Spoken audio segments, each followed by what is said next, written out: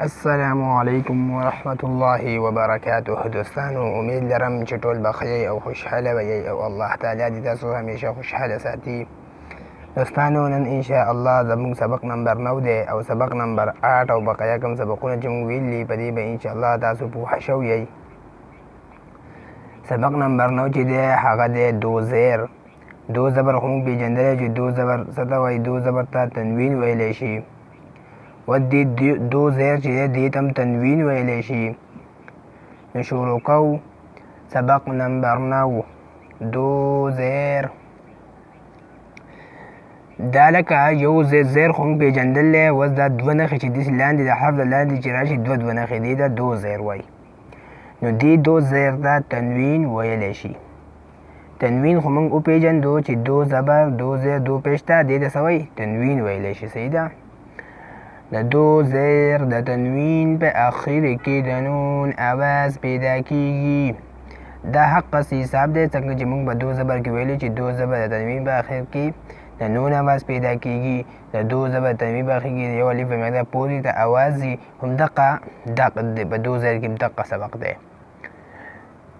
دو زیر دی دو زیر ته تنوین ویلی شي. د دو زیر د تنوین په اخر کې د نون اواز پیدا کیږي. د دو زیر د تنوین په اخر کې د یو الف په مقدار پورې ته اواز وي. با دو زیر د دې جوړ دی او بین د دې روان دی. اوله طریقه صرف جوړ.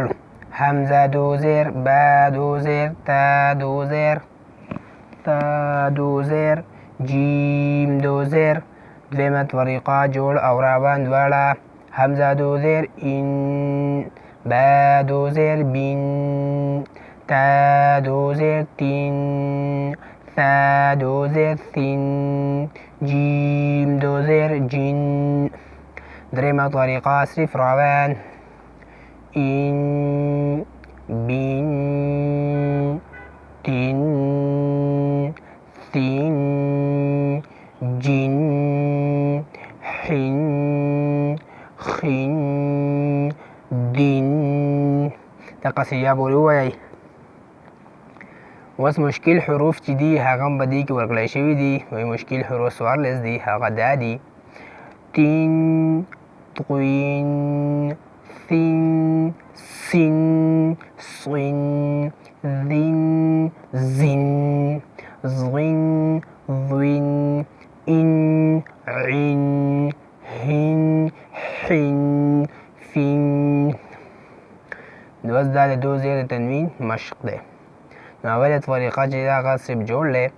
نون پیش سین پیش کاف دو زیر کاف زبر با زبر دال دو زیر فا زیر حمزه زبر تا دو زیر. دویمه طریقه چې هغه جوړ او روان دواړه. نون پیش نو سین پیش سو.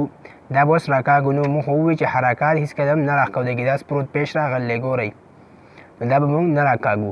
نوسو کاف دو زیر کین نوسو کین کاف زبر کا با زبر با کبا دال دو زیر دین کبا دین فا زیر فی حمزه زبر ا فی ا تا دو زیر تین فی ا تین.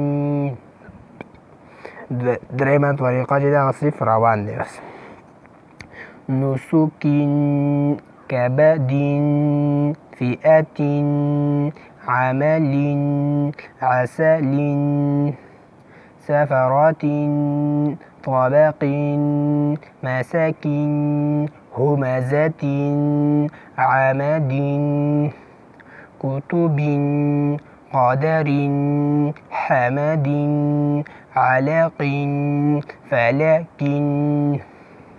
دوستانو دا و سبق نمبر 9 دو زیر. نو امید دی چې تاسو به پې پوه شوئ او موږ په دعاګانو کې یاد ساتئ او ویډیو خپلو دوستانو سره ضرور شیر کړئ چې هغوی هم فایده ترې واخلي او قرآن مجید زده کړي. ما له راکړئ اجازت. والسلام.